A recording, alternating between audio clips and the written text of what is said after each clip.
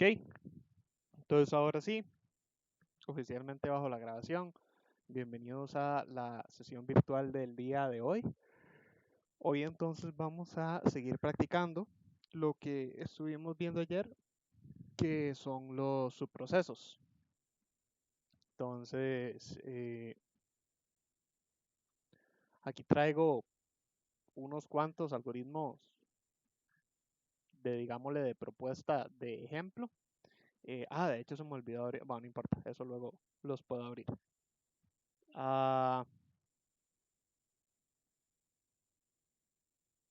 Bueno, no importa, sí.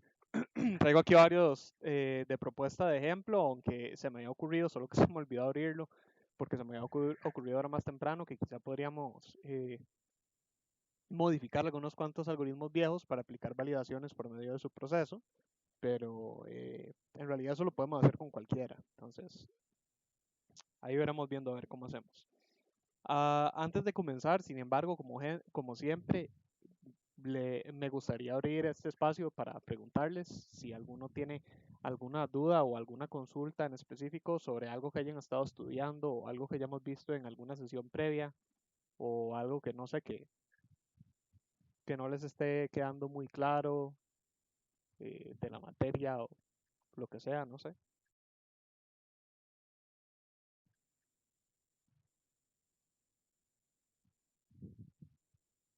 Cualquier cosita.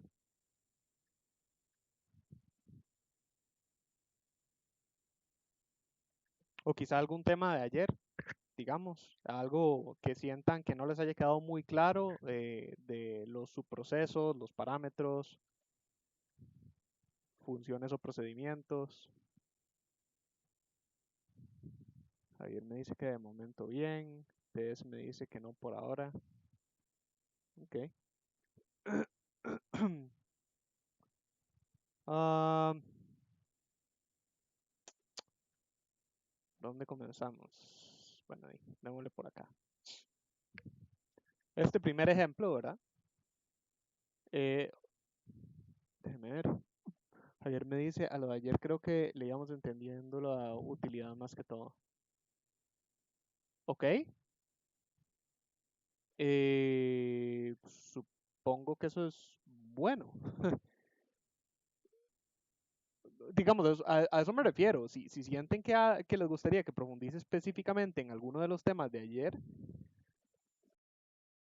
yo buscaría, digamos, cómo enfocarme principalmente en eso, por lo menos al comienzo.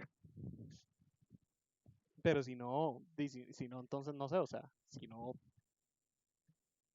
estaría casi que improvisando, tirando ahí a ver diferentes temas como al respecto, digámoslo.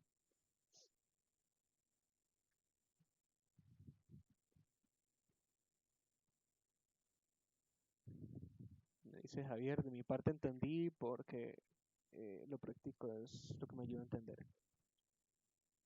Lo práctico es lo que me ayuda a entender, ok. Me dice Javier, soy muy visual. Ok. Eh, ¿Está bien? Bueno, ahí sigamos, entonces, démoslo así. Vamos a ver.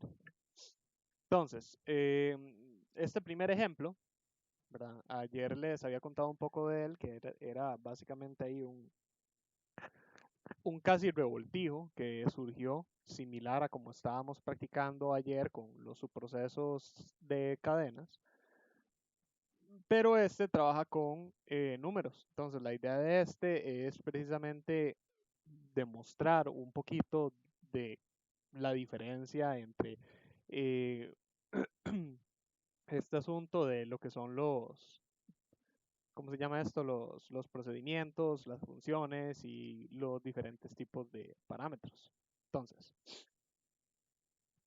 él acá lo que tiene son solamente dos números y una variable de tipo resultado. Y por medio de dos subprocesos diferentes va a hacer una suma y una suma con multiplicación. Ejecutado, ¿verdad?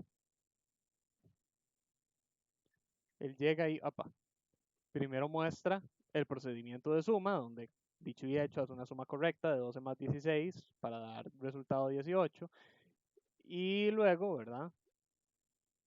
Aplica los mismos números a otro procedimiento que lo que hace es una suma, pero por retorno, es decir, este primero no era por retorno, este sí, y luego hace una multiplicación por medio de un parámetro. Es decir, básicamente hace dos ecuaciones eh, con los mismos valores que recibe. Entonces, otro detalle de este ejemplo es eso, que digamos, varias veces a mí me han preguntado cuando empezamos a ver este tema, cómo hacer para que una función retorne dos valores. Y la cosa es que recuerden que una función no puede retornar dos valores. Una función puede retornar o solamente un valor o puede retornar, eh, ¿cómo se llama esto? Ningún valor. Era básicamente lo que quería decir, en cuyo caso sería un procedimiento más bien. Entonces, cuando nosotros queremos que una función sea capaz de alterar ciertos valores que están presentes a lo largo de todo el algoritmo, es decir, básicamente queremos que retorne dos valores, una forma de trabajar alrededor de ello es utilizar los parámetros por referencia. Entonces, específicamente esta segunda función, vean que lo que nos permite no es solamente obtener un resultado de suma, que es este de acá, que ahorita lo vamos a ver, sino que por medio de un parámetro que se recibe por, ¿cómo se llama esto? Por referencia. Dije, ok, perdón, no sé, es que ando un poco disperso, no sé si lo dije al revés. El punto es que acá, bueno, este 18 es un retorno, ¿verdad? Entonces, por medio del uso de una variable por referencia, entonces podemos obtener ese segundo resultado en una sola misma función. Entonces, acá vean que tenemos num y num2 y resultado, como ya habíamos dicho, los números son 12 perdón, 12 y 6.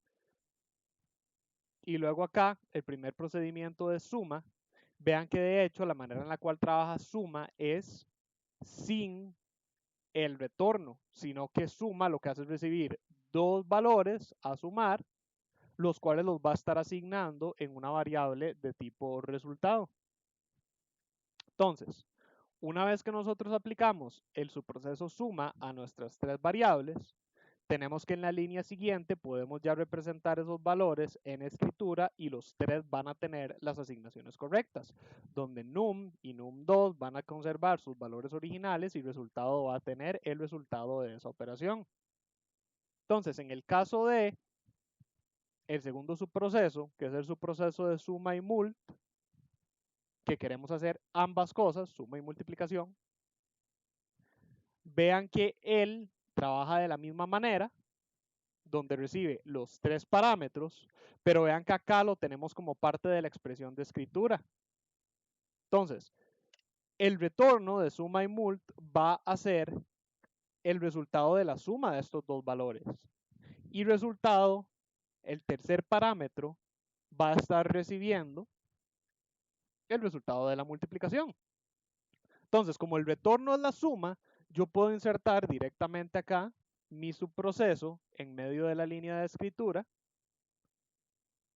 y luego en una línea aparte puedo utilizar el resultado ya actualizado con la multiplicación.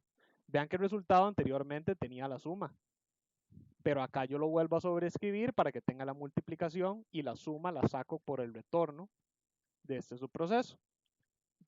Entonces, analizando acá los, ¿cómo se llama? Los subprocesos como tal, vean que el subproceso de suma es sumamente sencillo.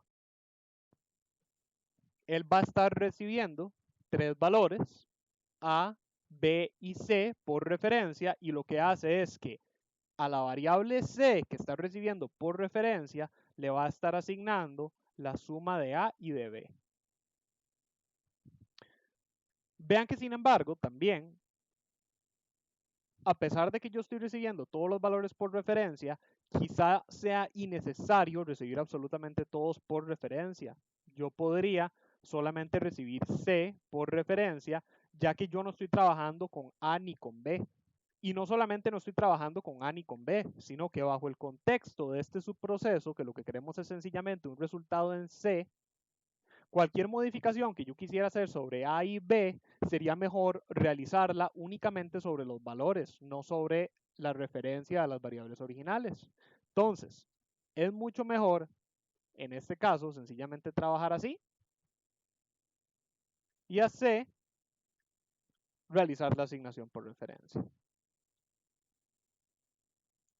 Luego acá tenemos la función de suma y mult, que vean que dicho y hecho hace justamente lo que tenía que hacer. Bueno, aquí nada más tiene un par de asignaciones innecesarias adicionales, pero eso era para ejemplificar el hecho de que recuerden que el último valor de la variable de retorno, que valga la redundancia, se retorna, es justamente la última actualización.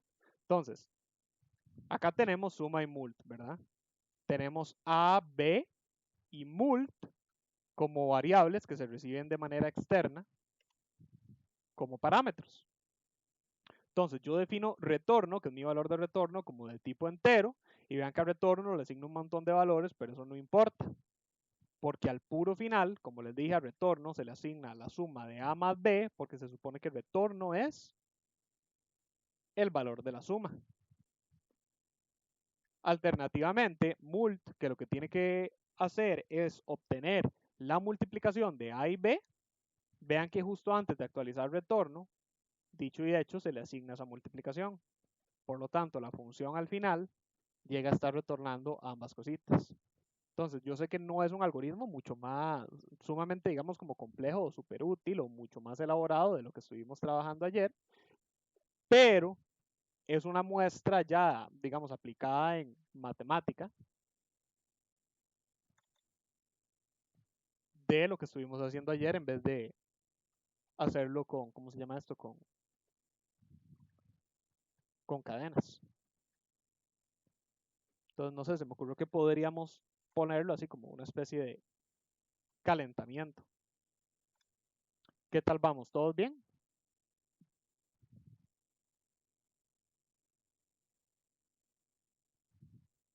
Y PS me dice que todo bien, excelente. Ahora que lo pienso, PS Int, Webex no, aquí está. Últimamente le ha agarrado, no sé por qué, por esconderme la ventanita donde me salen ustedes para ver si alguno me habla quién es. Ok. Entonces, este otro es un poquito diferentillo, pero también no escala demasiado en lo que hemos visto hasta el momento. Vean que cuando yo lo ejecuto, él llega y me dice, digite un número menor que 10. Este será incrementado hasta alcanzar 10 con la ayuda de un subproceso.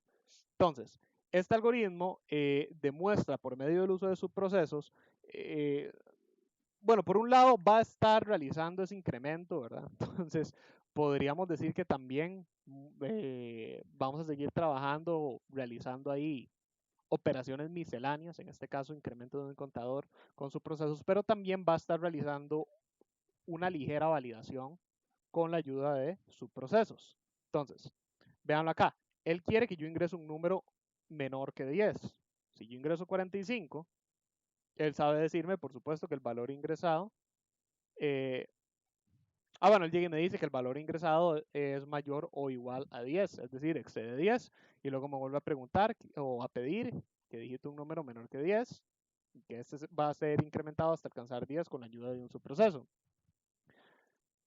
No es nada, ¿verdad?, que no hayamos trabajado hasta el momento. Hasta el momento hemos trabajado validaciones sencillas como esta, donde se le da ese reporte, digamos, de retroalimentación al usuario cuando no se cumple con lo que se le pide.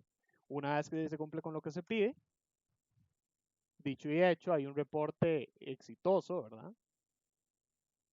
La diferencia ahora, como les digo, es que vamos a estar implementando con subprocesos. Entonces, vean que cuando ahora sí le hago caso, él llega y me dice, valor final del contador en el subproceso es 11. Me está hablando del contador con el cual estamos empezando a partir de 5. Es decir, básicamente el contador que va a estar albergando este valor 5 dentro de su proceso. Y luego me lo contrasta con el valor del contador fuera del subproceso, donde me dice valor de i luego del subproceso es 5. Entonces, la idea con esto es también demostrar, nuevamente, las diferencias entre un paso de parámetros por valor y por referencia.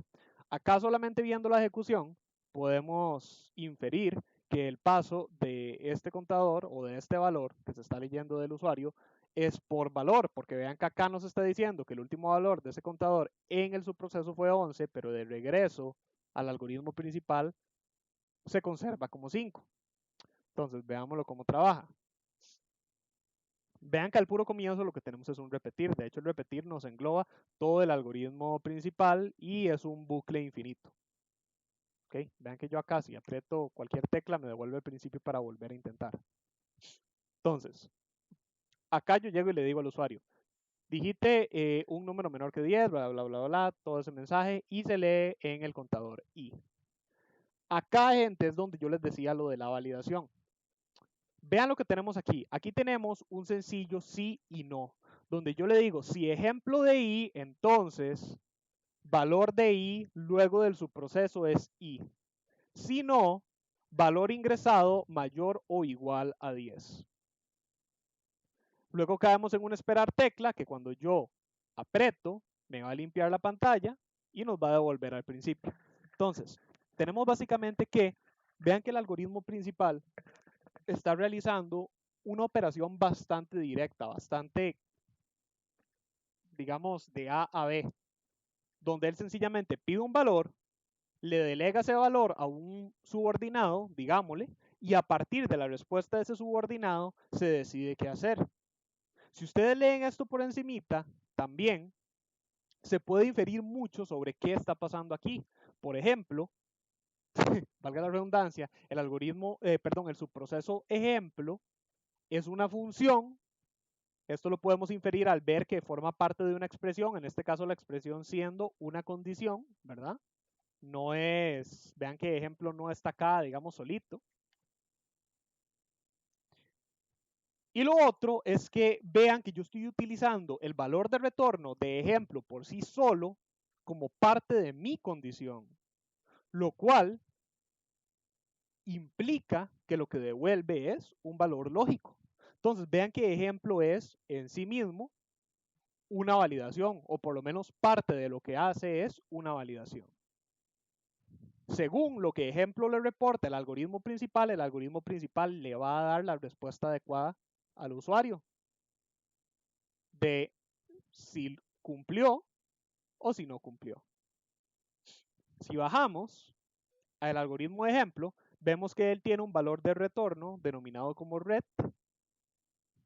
y un parámetro llamado contador. Vean que contador va a ser i. Entonces, definimos red como lógico, tal y como yo les dije, y vean que el algoritmo lo que empieza a hacer entonces es las validaciones que nos estuvimos ahorrando en el algoritmo principal. Y vean que lo bonito de esto es que, como les digo, todo forma parte de la misma expresión del sí entonces, lo cual me reduce el código un montón, me lo hace muchísimo más compacto y manejable. En vez de yo tener todo ese montón de validaciones entre este bloque y este otro, las tengo aquí compactas como parte de el sí entonces como tal. Entonces, lo primero que hacemos es verificar si el contador es mayor o igual a 10, red obtiene falso. Si red es falso y estamos en esta parte, el si no se ejecuta, lo cual nos hace saltar al puro final del algoritmo, donde el subproceso nos estaría retornando el valor red de falso. Pero como es un sí entonces, quiere decir que vamos a estar ejecutando, perdón, como es un sí con sí no, quiere decir que vamos a estar ejecutando una de las dos opciones por fuerza.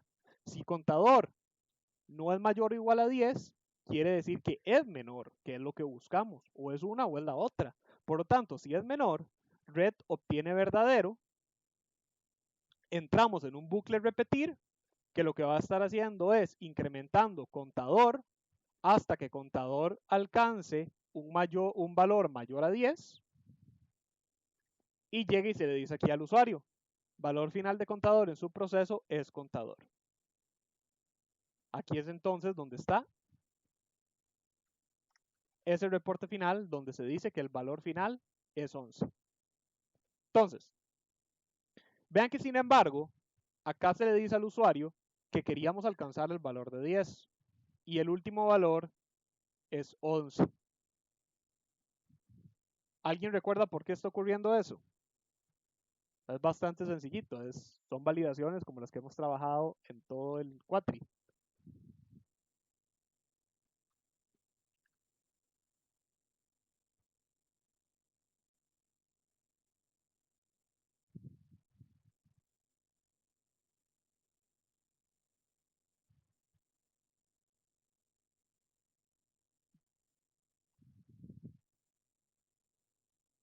¿Vente?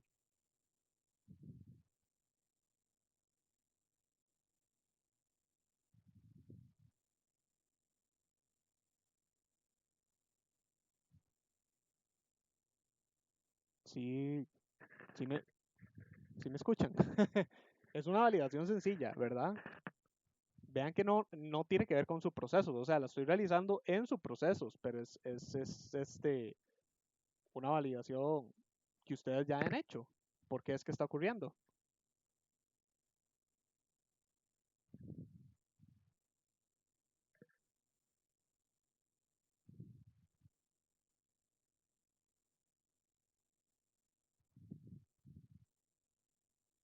Está ahí mismo, en pantalla.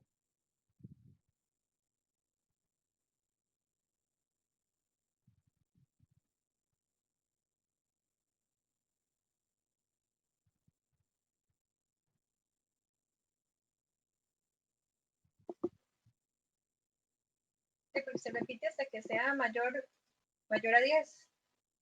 Ajá, es correcto. Entonces, como se está repitiendo hasta que sea mayor que 10, en teoría es cierto, no le estamos mintiendo al usuario. Estamos alcanzando 10, pero recuerden que como la condición específica del repetir está continuando hasta que contador exceda 10, como si fuera un para, quiere decir que el valor final de contador no va a ser 10, porque cuando contador sea 10, no se va a cumplir la condición, porque 10 no es mayor a 10. Entonces, ocupamos que sea mayor o igual o directamente que sea igual a 10. Y ahora sí. Entonces, lo otro es nada más que podemos seguir jugando con el paso de parámetros. Entonces, vean que contador, yo acá lo estoy recibiendo de manera por defecto. Como es por defecto, eso quiere decir entonces que ¿cómo se llama? Es una Contador se, copia del valor de contador.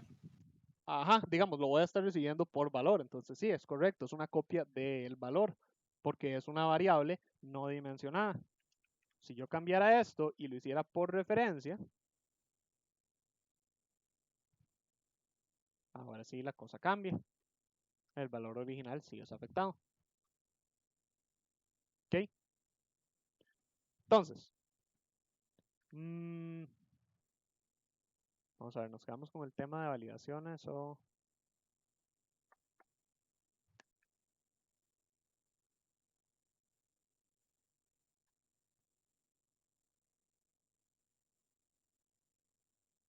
No, sí, juguemos más con validaciones. Mm,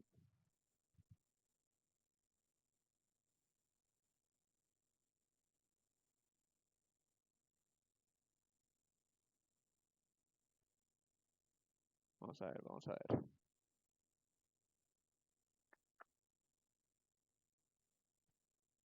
Ok, sí.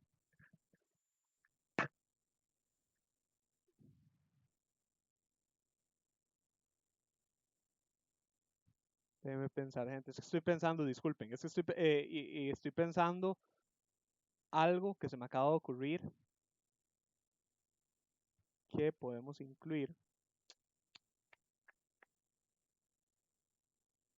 por acá. De hecho, sacamos, ya sé. Sacamos este de acá.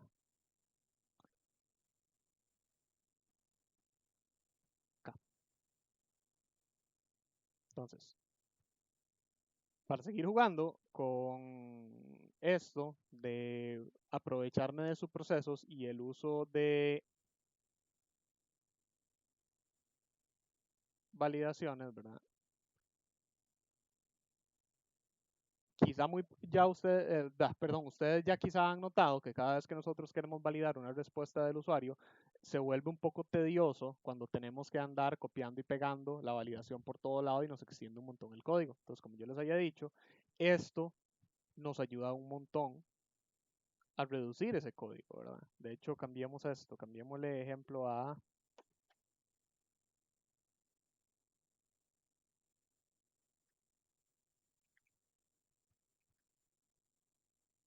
pongámosle así, incremento a 10. Okay. Entonces, otra cosa que yo les había contado a ustedes, ¿verdad? Era sobre cómo hacer esta validación para determinar si un número era o no entero, ¿verdad? Esto lo vimos hace un par de semanas. Si yo respondía con una cadena, el algoritmo no se me caía y sabía, sabía responderme cuando era un entero, perdón, cuando no era un entero. Cuando era entero, también me lo recibía y sí sabía determinar que era un entero. Si le pongo que es un número real, sabe determinar también que no es un entero. Y en este caso, me recibe los negativos. Ok, entonces, el problema, o entre comillas problema, de esta validación, ¿verdad? Es que vean que el algoritmo como tal es casi que un algoritmo por sí solo. Es bastante largo. Imagínense qué cansado tener que hacer todo, o bueno, esto quizá no, pero sí todo esto para cada respuesta del usuario. Entonces, resulta ser que el uso de subprocesos nos permite a nosotros resumir eso un montón. Vean que este otro algoritmo que yo tengo acá hace exactamente lo mismo, aunque creo que no está, sí, no está adaptado para trabajar con números negativos. Bueno, hace exactamente lo mismo, excepto por eso de los negativos, pero me resume o me delega, digamos, esa revisión a un sencillo subproceso, donde en el algoritmo principal únicamente tenemos cont como lógico, resp como cadena, num como entero, y luego acá este repetir que va a obligar al usuario a responder de manera válida. Entonces, digamos, vean que ahí llega y se le dice, escriba un número entero, se lee sobre resp, siendo resp una cadena. A cont se le asigna validar entero de respuesta. Y luego sencillamente decidimos, si continuar logró ser verdadero, entonces se escribe la respuesta y se le dice que es entero. Si no, se le dice que no es entero y se obliga al usuario a volver a responder. Vean que inclusive, si lo quisiéramos hacer similar a como lo teníamos acá, que ahorita volvemos con este algoritmo, podríamos hasta saltarnos el uso de cont. Yo podría hacerlo acá de manera directa. Si validar entero de la respuesta, entonces yo escribo la respuesta. Si lo que quisiera hacer es una asignación numérica, porque luego yo tuviera que hacer una asignación numérica, o por ejemplo la selección de un menú, ¿verdad? Yo podría decir, sí, validar entero, entonces bla. Digamos. Acá la verdad se me están ocurriendo cosas nuevas, no les voy a mentir. Lo que yo tenía planeado era esto. Acá lo que estoy haciendo se me ocurrió que les podría parecer interesante.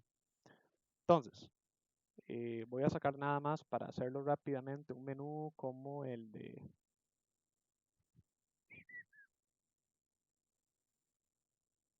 este, el punto de compras. Que si recuerdan, ¿verdad? El algoritmo de punto de compras validaba las opciones del menú con un mientras. Pero yo entonces podría hacerlo de una manera similar a esto. Entonces voy a sacar este menú y lo voy a adaptar acá. Le voy a decir, digamos, por ejemplo aquí. que seleccione alguna de esas opciones. Se va a leer la respuesta sobre RESP. Yo voy a validar que el número sea entero. Y digamos, podríamos decirle aquí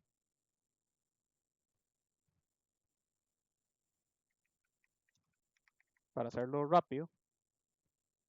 Ah, bueno, no. Queríamos hacerlo con un segundo. Bueno, sí, hagámoslo.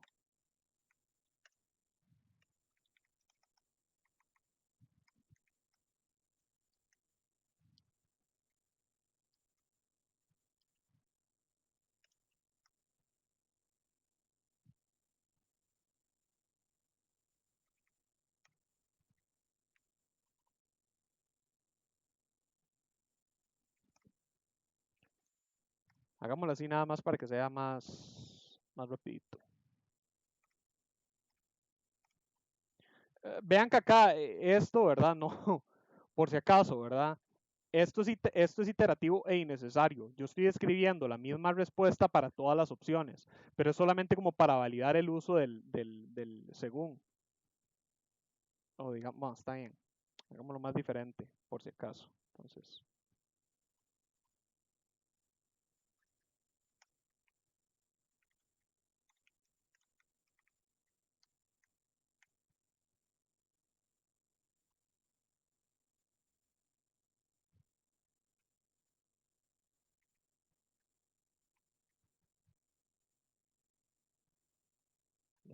¿cómo representamos este 4?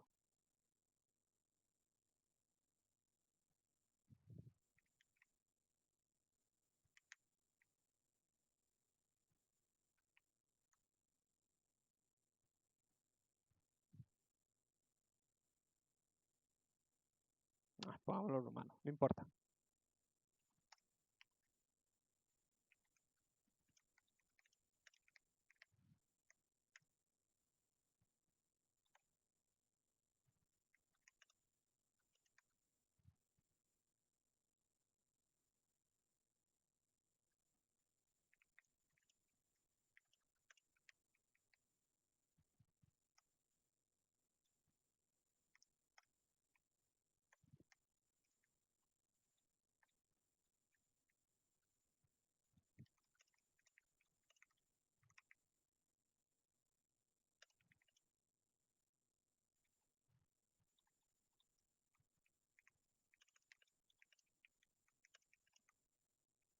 Ok, listo. Así rapidito. Entonces, vean que acá implementé como digamos un demo, por así decirlo, del menú del algoritmo de golosinas, porque por supuesto no tengo implementado un trabajo real para cada menú, es decir, el menú no va a funcionar desde un punto de vista, digámosle,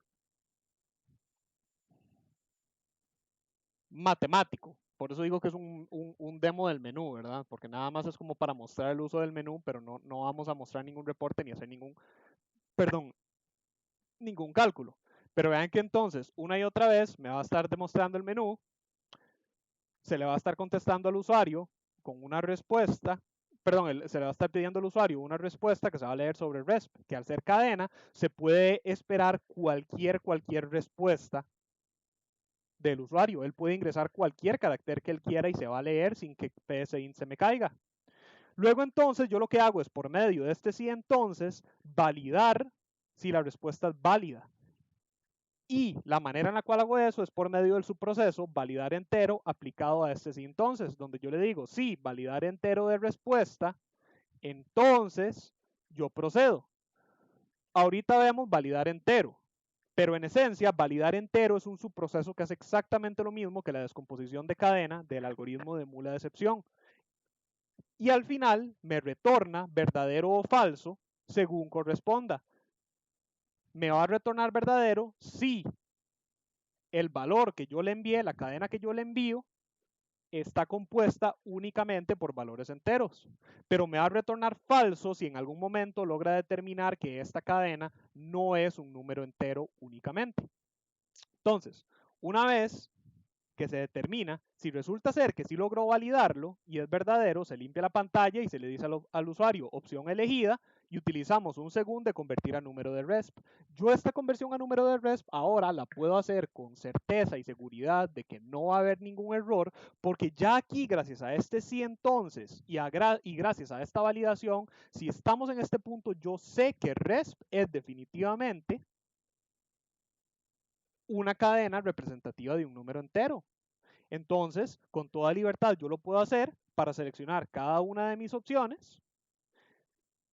Y sin embargo, si el número ingresado excede alguna de mis 5 opciones que yo le ofrecí al usuario, el mismo según ya cuenta con un de otro modo para decirle que el número de opción elegida no es válido. O bueno, número de opción elegida no válido, en realidad sí sería, no válido. O válida. No, válida, válida. Ya me confundí.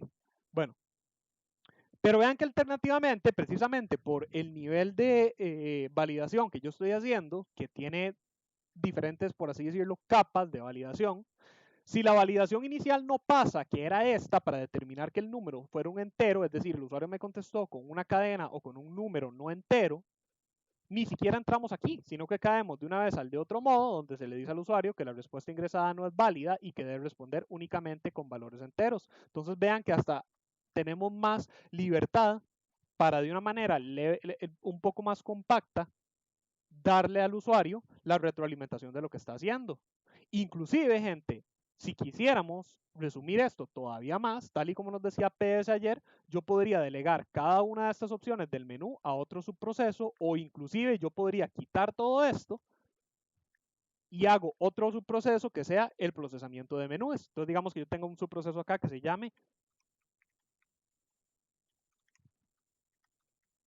procesamiento de menús, digamos, donde yo le tiro convertir a número de RESP.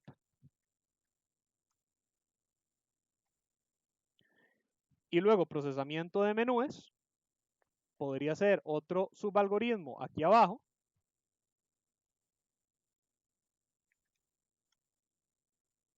¿Cómo fue? Procesamiento de menús. Procesamiento de menús.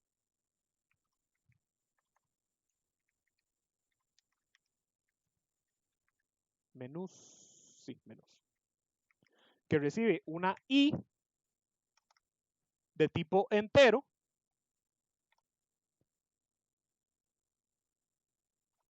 Y yo lo que hago es trabajar con esa I.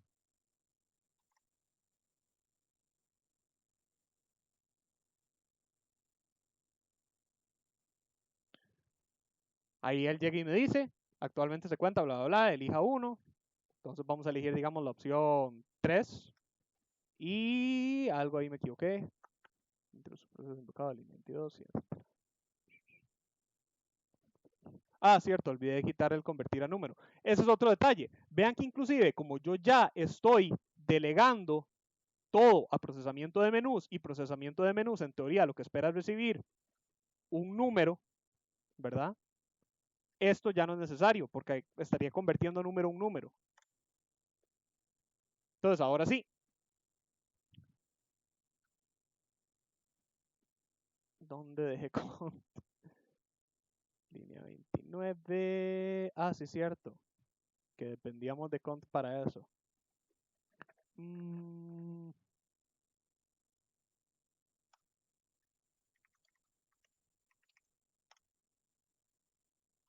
importa.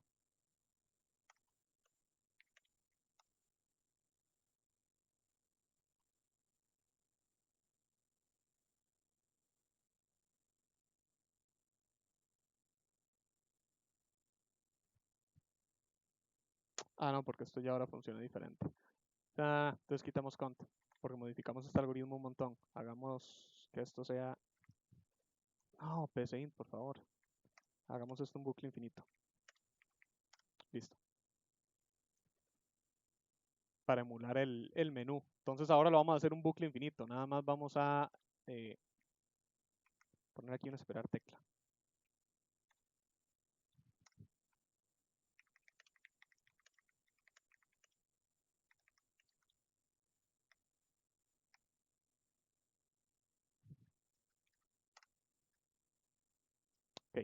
Ahora sí. Entonces, ahí está.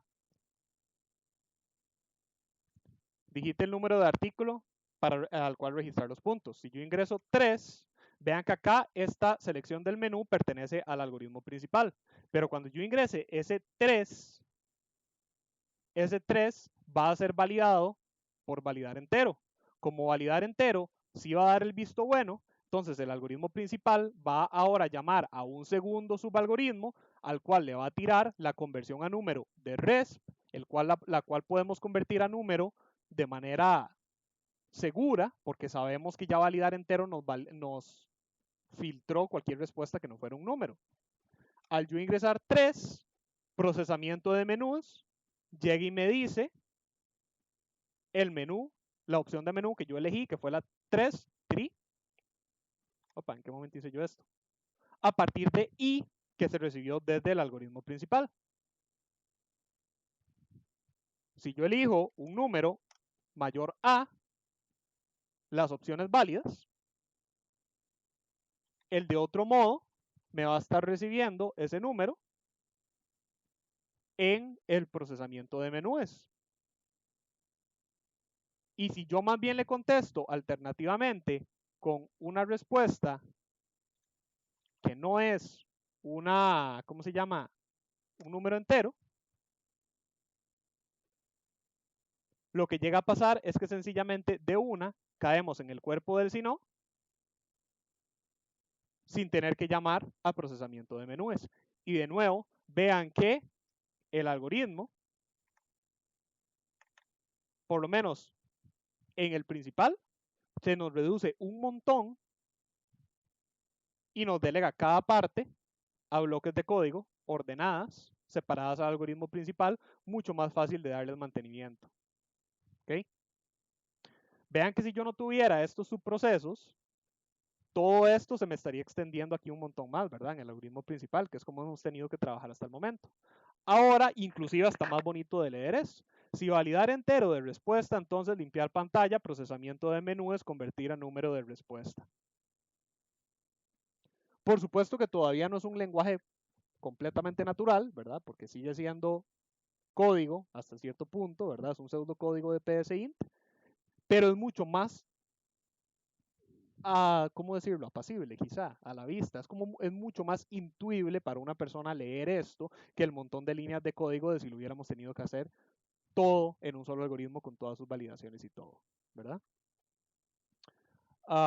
Bueno, sí, entonces nada más, ahora sí, para ver validar entero, que les dije que se los iba a mostrar, vean que no es muy diferente al algoritmo de excepciones que habíamos visto. El único cambio es que está adaptado a trabajar con una función, o como una función más bien, donde el valor de retorno va a ser verdadero o falso para indicar si la variable es o no un entero. Dice validar entero de X, retorno de tipo lógico, temp, cadena, y J como enteros. Entonces vean que acá igual se hace la misma validación desde i siendo 0 hasta la longitud de X, porque recuerden que X es la respuesta que queremos validar, hasta longitud de X menos 1 con paso 1. La hipótesis de que el retorno va a ser falso, es decir, que la variable no, o la respuesta X no está conformada únicamente por enteros. A temp se le va asignando la subcadena de X y Y para cada uno de los recorridos. Cada una de esas subcadenas se analizan desde J siendo 0 hasta 9, convirtiéndolas a texto con temp. Si en algún momento se determina que el carácter actual es uno de estos números, retorno verdadero, se asigna al retorno verdadero y J obtiene 25 para detener de manera temprana este análisis de J's.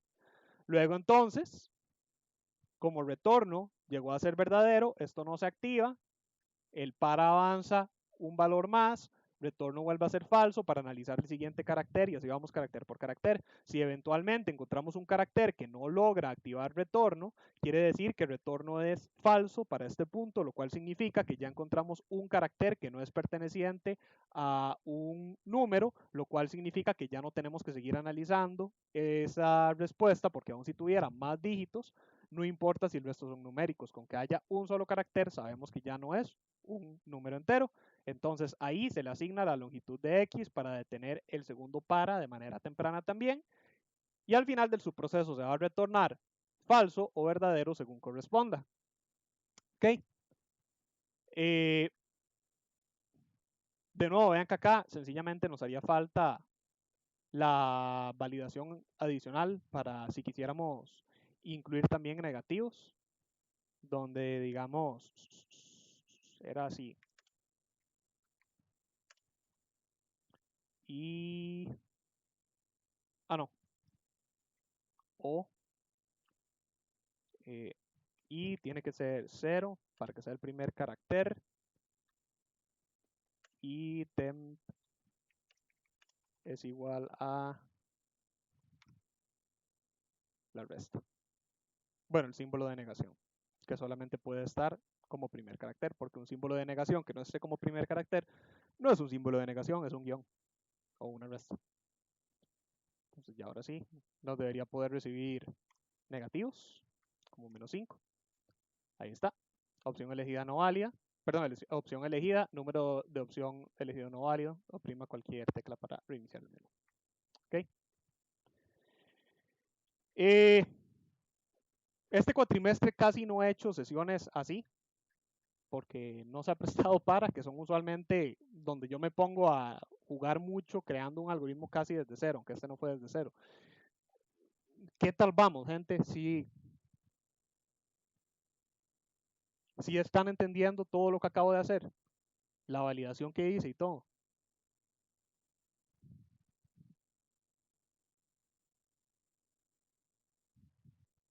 Si alguno tiene una duda, por favor, dígame, ¿verdad? Okay. Javier me dice de mi parte sí, y ahí veo varios que me levantan el pulgar, entonces, pues bueno, supongo que todo bien. Entonces, vean que otra de las ventajas de los subprocesos es lo fácil que son de implementar en un algoritmo, gente. Porque como les digo, son subalgoritmos bajo demanda. Vean que este subproceso lo único que ocupa es recibir un valor de tipo cadena y ser implementado de tal manera que el valor de retorno sea de tipo lógico. Entonces, supongamos que este es un trabajo mío que yo hice, ¿verdad? Yo ya tengo acá este trabajo y tengo esta validación de enteros. Y luego estoy haciendo este otro. Y resulta ser que en este otro, ¿verdad? Me doy cuenta que este valor de i que yo quiero recibir del usuario, ¿verdad? Pues bueno, ya estoy como parte de incremento, estoy validando que sea menor o igual a 10, ¿verdad? Lo tenemos acá.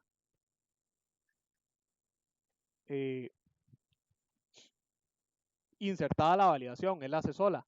Pero si el algoritmo recibe una cadena, como es de esperarse, se cae, me dice que no coinciden los tipos para i. Entonces, supongamos que yo quisiera implementar eso. Normalmente yo tendría que hacer un copy-paste de todo mi subalgoritmo, insertarlo acá y hacer todas las modificaciones necesarias para que me trabaje de manera correcta.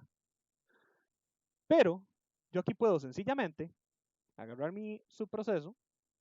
Vamos nada más a quitarle un par de espacios para que no sea tan largo.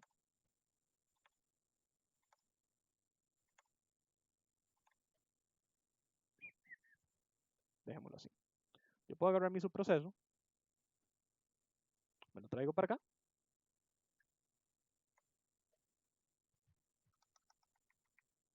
Y puff.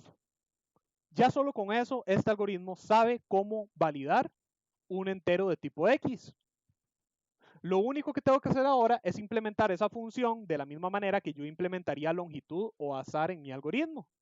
Porque ya este algoritmo va a saber que esto existe, que esta palabra, validar entero, hace referencia a esta validación. Entonces, yo puedo sencillamente llegar acá y definir una cadena que vaya a ser la cadena de respuesta con la cual voy a trabajar con el usuario. En vez de leer aquí i directamente, voy a leer sobre resp. Entonces, Ahora voy a hacer dos cosas. Hagamos esto primero. Ok, no. Sí. Yo necesito a RESP, perdón, a I para luego mandárselo a incremento de A, aunque podríamos mandar la conversión a número de I de una, pero no importa, trabajemos con I como para conservar esa variable. Le tengo que asignar la conversión a número de RESP. La cosa es que si el usuario igual me contesta con un valor que no es un número, esa conversión a número me va a fallar. Entonces, es tan sencillo como aquí de por medio, llegar y, por ejemplo, poner, se me ocurre un mientras, ¿verdad? Recuerden que no es la única validación que podemos hacer, hay varias maneras de hacer validaciones, pero yo personalmente haría un mientras.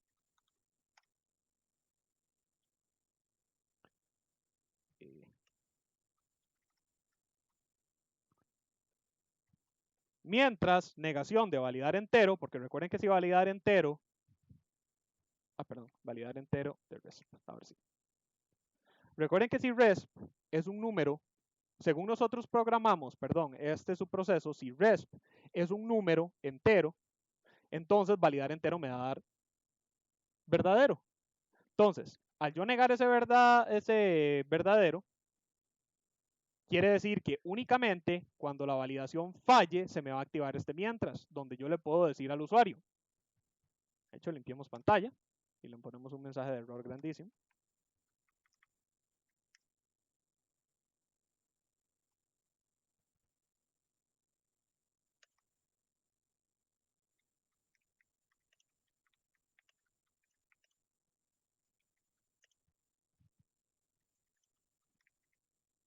Algo así.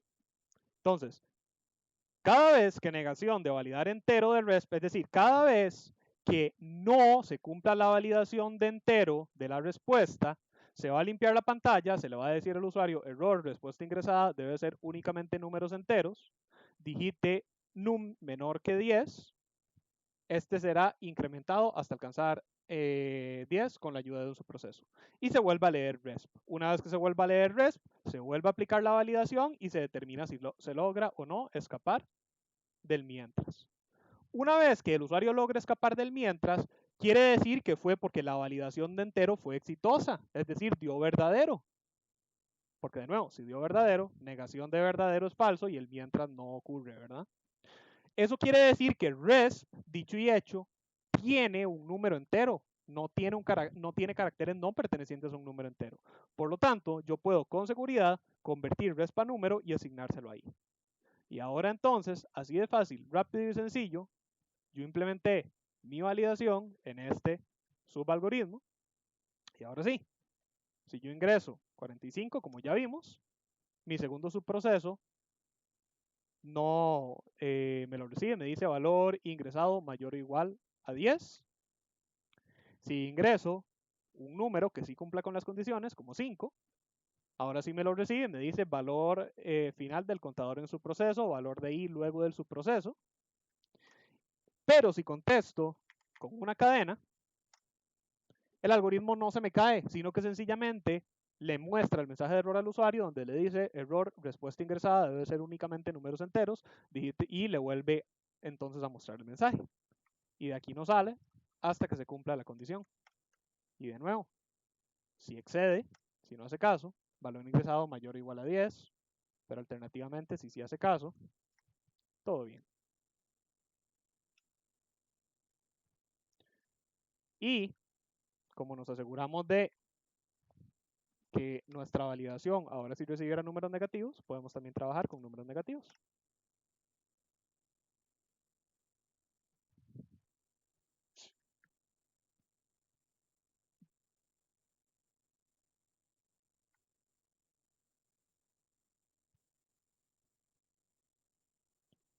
Y vean que todas esas validaciones, de nuevo, y casi no tuvimos que incrementar el algoritmo principal. Vean que el algoritmo principal sigue siendo relativamente bastante chiquitito. De hecho, relativamente no, es bastante chiquitito.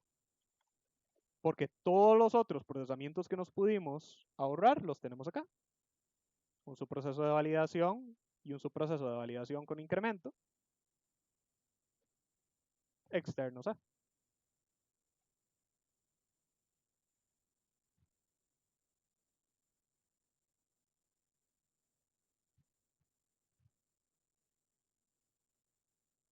¿Qué, gente? Entonces, ¿qué tal vamos?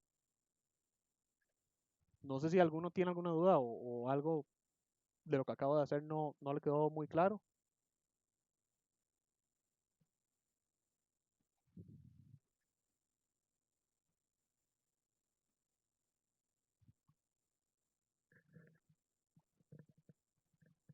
Cualquier cosa, gente. No sé, me preocupa un poco que casi nunca tengan dudas ahora, entonces no sé. O sea, supongo que es bueno. Si es que de verdad me están entendiendo todo, es excelente, pero de ahí no sé, digo yo. Me da cosa que sea que algunos nada más no estén preguntando.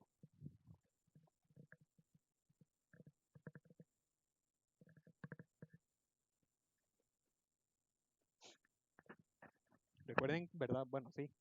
Recuerden que me pueden levantar la mano, cualquier cosilla. Hay varios que me pusieron el pulgar, pero por si acaso.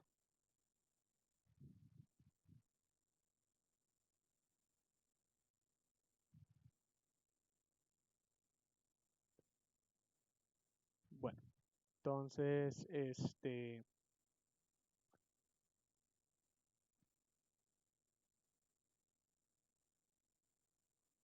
así continuamos. En realidad lo que acabo de hacer es quizá incluso un poquitillo más complejo de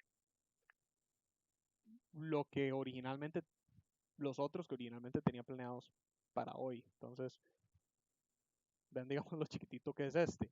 Ah, no sé si alguno, igual no importa, puedo continuar con esto, pero, bueno, este no es, de hecho era este, pero no importa. Eh, quería preguntarle si alguno tiene como alguna sugerencia en específica. Yo sé que en teoría esto lo pregunté al inicio de la sesión y nadie me dijo nada, pero considerando que ya abarque un poquito más el tema, no sé, o sea, si alguno tiene alguna retroalimentación de algo que les gustaría ver o algún tipo de trabajo con algo, con sus procesos o si nada más sigo con estos ejemplillos sencillos, no sé. Es que como le digo, o sea, como les digo, como no me han dicho así como más o menos qué quieren ver, y yo lo que hago ahí es, sí, no sé. Tal vez procesos junto con matrices para ver cómo funciona. Ok, podríamos hacerlo como eso, sí. Ok. Eh, déjenme ver. Va, hagamos uno acá.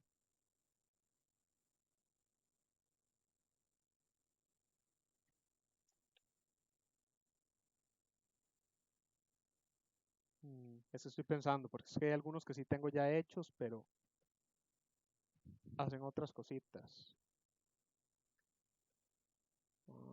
Bueno, no importa. Hagamos uno desde cero. Entonces, como yo les dije a ustedes, ¿verdad? Las variables no dimensionadas se trabajan siempre por defecto, por valor. Hay que especificar que esas variables se vayan a estar recibiendo por referencia. Si yo quiero bueno, ya sé qué podemos hacer. Si yo quiero trabajar esas por referencia, ¿verdad? Pero en el caso de una matriz, yo les decía a ustedes que en general los arreglos, tanto matrices como subprocesos, perdón, tanto matrices como arreglos, siempre se reciben por referencia. No pueden pasar una matriz o un vector por valor. Sin embargo, eso no es necesariamente algo malo. Sencillamente tienen que considerar que cualquier modificación que ustedes vayan a hacer sobre la matriz se va a estar efectuando también sobre el algoritmo principal. Perdón, sobre la matriz en el algoritmo principal. Entonces, acá, ¿verdad? Este es uno de los ejemplos más tempranos, digámosle, que teníamos sobre matrices, no sé si lo recordarán, que sencillamente inicializaba y mostraba una matriz en esa cuenta. Entonces, yo este mismo algoritmo, de hecho, lo puedo modificar para que trabaje con subprocesos y ahorrarme este montón de paras tan incómodos que yo tengo. Entonces, por ejemplo, ¿verdad? Yo aquí tengo igual ren y call, matriz de adición y todo eso. Lo primero que voy a hacer es deshacerme de ren y call, porque con toda honestidad yo prefiero trabajar con i y con j. Lo siguiente que quiero hacer es cerrar la ejecución para que PDCI no se me caiga. Pero bueno, lo siguiente que quiero hacer ahora entonces es ahorrarme las escrituras de la matriz. De hecho, no importa. Mostrémoslo hasta el puro final. Entonces, vean que yo aquí tengo varias veces la escritura de la matriz utilizando la longitud, bla, bla, bla, bla, bla. La tengo acá y la tengo acá. Yo podría quitar esto. Voy a sacar esto de acá. Y voy a inventarme un subproceso que se llame escribe matx que reciba una matriz, en este caso, la matriz, por supuesto. Noten que, gente, yo aquí estoy tirando toda la matriz. Yo no estoy haciendo esto. Porque si yo hago esto, yo lo que voy a estar pasando es sencillamente una parte de la matriz, ¿verdad? Aquí estaría pasando la celda 00 de la matriz. Pero como lo que yo quiero es pasar toda mi matriz, yo entonces paso toda mi matriz. Entonces, yo aquí abajo, hagamos aquí un comentario, separación.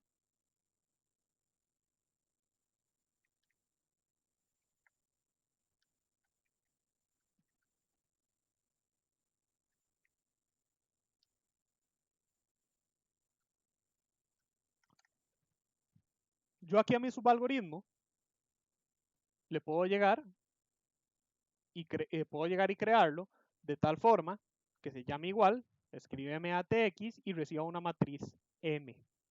Vean que similarmente a como yo les he venido diciendo, M, el subalgoritmo no sabe qué es, no sabe qué tipo es, no sabe qué dimensión es, no sabe nada. Por lo tanto, si ustedes lo que quieren es que este algoritmo trabaje con sus procesos, ustedes tienen que implícitamente, o no implícitamente, más bien tienen que respetar lo que implícitamente ustedes necesitan que haga el algoritmo. En este caso, si escribe matx, tiene que ser una matriz, ustedes no deberían llamar este subalgoritmo con cualquier otra cosa que no sea una matriz M. Entonces, yo aquí adentro podría meter mis paras de recorrido y sencillamente definir ren y call, solamente que como les dije, prefiero trabajar con i y con j, la verdad.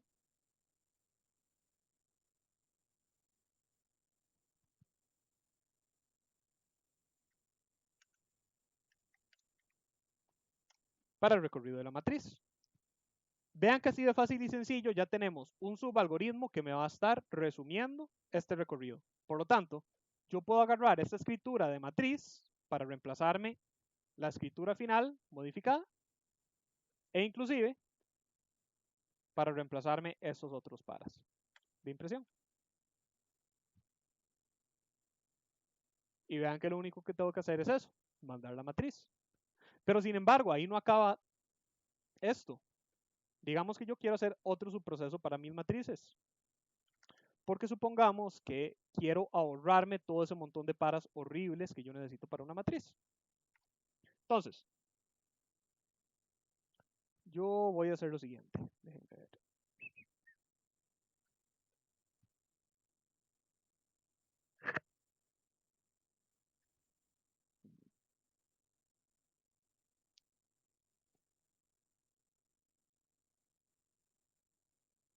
No, es que en PDCI no puedo pasar algo así. Qué lástima, gente. Es que hay algo que me gustaría tanto que pudiéramos hacer en PDCI para poder homogenizar esto todavía mucho más. Pero lastimosamente no puedo.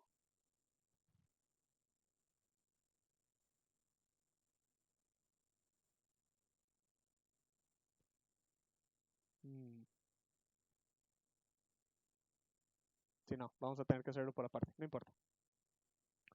Ok, entonces, acá, en este otro subalgoritmo, vean que lo que hice fue copiar y pegar, escribe matriz, ¿verdad? Pero obviamente no voy a dejarlo así, yo no puedo tener dos subalgoritmos que se llamen igual. Entonces, a este le voy a poner init matx, que significa inicializar matriz M. Donde yo, bueno, otro detalle, gente, algo aquí que se me olvidó. Recuerden que este subalgoritmo recibe una matriz que se llama M como parámetro, ¿verdad? Entonces, aquí tengo que modificar esto también. No solo la matriz es M en este contexto. Igual va a pasar con este. Solamente que acá, como dijimos, es una inicialización. Entonces, lo que vamos a hacer es inicializar M bajo esta misma formulilla que tenemos acá.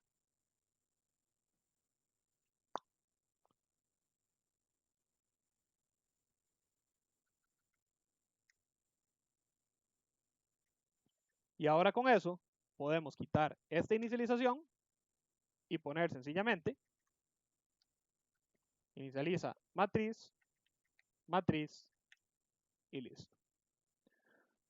Recuerden que estoy tirando toda la matriz porque yo quiero inicializar toda la matriz, ¿verdad? No solamente un subíndice de ella.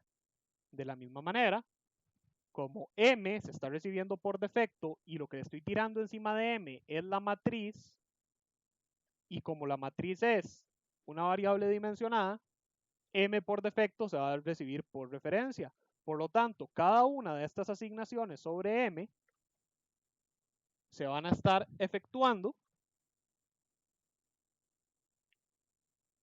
a la matriz original. ¿Ok? Entonces ya tenemos la inicialización, la muestra de la matriz, y ahora sencillamente haría falta la modificación de la matriz, que vean que en esencia es también un recorrido de la matriz. Entonces, aquí a mí personalmente se me ocurren dos cosas. La más ordenada, en cierta forma, sería quizá hacer otro subalgoritmo para la modificación de la matriz. Pero vean que en esencia, si ustedes quieren compactarlo de una manera distinta, yo también podría hacer algo como esto. Vamos a inicializar matriz,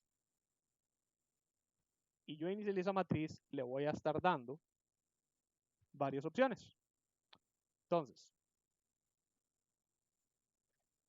déjenme ver, ¿cuál es la modificación? Ok, sí, era una edición.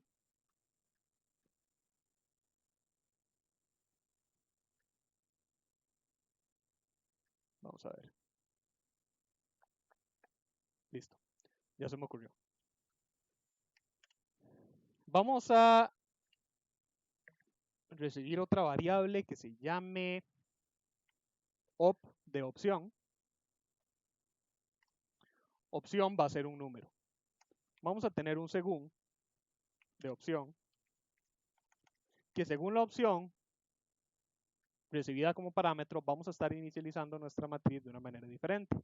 Entonces, para el caso de opción 1, perdón, 0, vamos a estar asumiendo que es una inicialización en matriz desde 0. ¿Ok?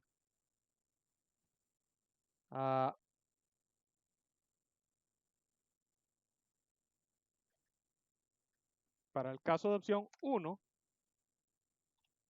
vamos a asumir que es una inicialización de matriz. Lástima que empiece y no puedo hacer sobrecargas. Bueno.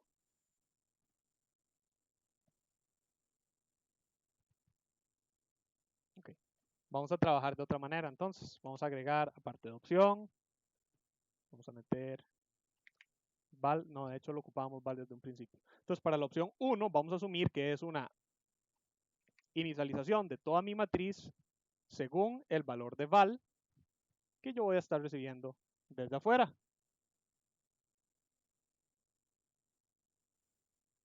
Para un caso 2, yo voy a estar asumiendo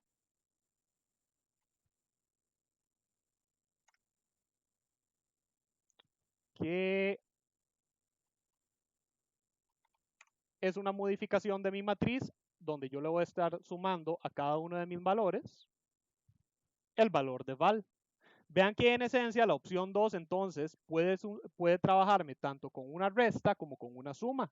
Porque si yo lo que quiero es sumar valores, sencillamente sumo los valores de val. Pero si yo quisiera restar valores, por ejemplo, restar 1 a todos los valores de mi matriz, sencillamente tiro un menos 1 a val. Porque cualquier número al que se le sume un número negativo, se le resta ese número, ¿correcto? Entonces vean que 2 me estaría cubriendo tanto sumas como restas. Es más, podemos irlo comentando. Inicialización en cuenta sucesiva. En cuenta sucesiva. ¿Ok? Inicialización de valor directo. Vean que acá incluso podríamos estar inicializando todas las celdas de mi matriz en 0, si así lo quisiéramos. Luego acá,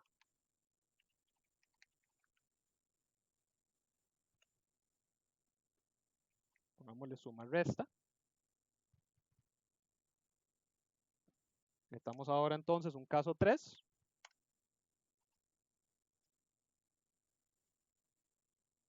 Donde más bien para caso 3 yo voy a estar, digamos,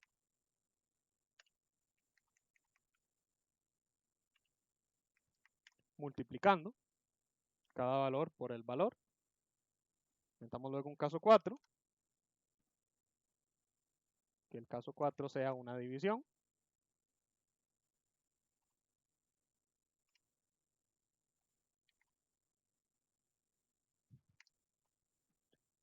Y por el momento dejémoslo así. Ok, entonces, un par de detalles, gente. Bueno, se me ocurre. No, ¿cómo era?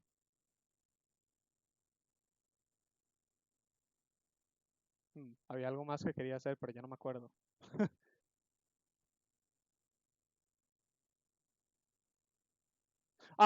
Ya me acordé. Vamos a meter un caso especial, que sea el caso -1, donde el caso -1 lo que hace es una inicialización aleatoria.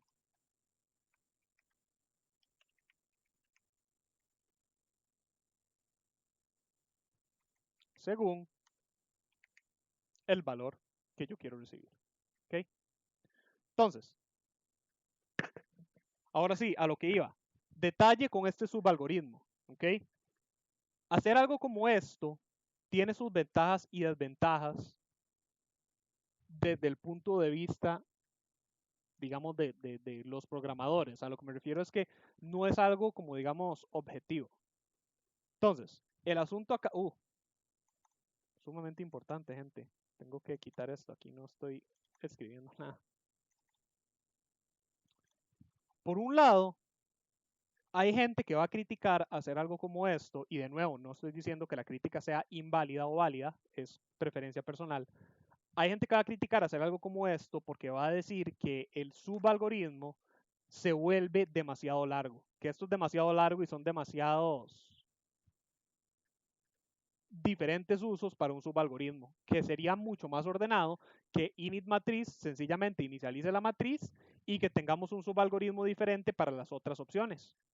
Sin embargo, por otro lado, va a haber gente que probablemente va a defender hacer algo como esto y lo que va a decir es que a pesar de que sí quedó un toquecito más largo, primero no se ve en el algoritmo principal, sino que está delegado por aparte. Y segundo, vean que podría decirse que semánticamente hablando cada una de las opciones tiene concordancia con lo que hace el algoritmo, que es asignar un valor a la matriz. Entonces, initmatriz en este algoritmo, en esencia lo que hace es asignar valores a la matriz, inicializar una matriz, ya sea por primera vez o con un valor diferente, dependiendo de la opción de inicialización que nosotros elijamos. Entonces, de nuevo, a lo que voy con esto al final es que depende de ustedes de cuál manera prefieran trabajar. Si ustedes prefieran tener subalgoritmos sumamente específicos y pequeños, o si se quieren alargar un poquitito más. Sí, sin embargo, gente, les digo, se recomienda que usualmente traten de que sus algoritmos, si van, o bueno, sus subprocesos, si van a hacer algo que sea lo más semánticamente similar posible y lo más, digamos, como sencillo y directo posible. Digamos, como les digo, vean que este subalgoritmo tiene muchas opciones para inicializar la matriz, pero a fin de cuentas, todas las opciones hacen lo mismo. Todas son una manera diferente de inicializar. Vean que en este subalgoritmo yo no tengo la inicialización y luego la escritura y luego algo más, porque ya ahí estaríamos agregando muchas funcionalidades a un solo subproceso, lo cual desde un principio no, quizá a simple vista no parezca tan malo, porque parece que lo que estamos haciendo es creando un subproceso muy, no sé, muy útil, podríamos decir, porque tiene muchas funcionalidades. El problema de si un subproceso tiene muchas funcionalidades, sin embargo, es que pierde algo que se conoce como modularidad, que es un tema que ustedes van a estudiar más adelante en la carrera. La modularidad se refiere a, digamos en muy resumidas cuentas, a la capacidad que tiene algo para poder reducirse a piezas pequeñas de tal forma que sea fácil armar y desarmar. Digamos como por ejemplo Legos. Los Legos, ¿verdad? Ustedes pueden armarlos y desarmarlos, pero si ustedes tienen una pieza de Lego que es sumamente compuesta, ¿verdad? Que no es, digamos, solamente el tuquito normal de Lego, sino que tiene conectados un montón de brazos y de cosas así diferentes saliéndole por todo lado, va a ser más difícil sacar esa pieza y reutilizarla de manera creativa en otra estructura de Lego que ustedes quieran armar, porque la pieza está hecha de manera muy específica, muy singular, tiene muchas salidas diferentes, tiene muchos brazos diferentes.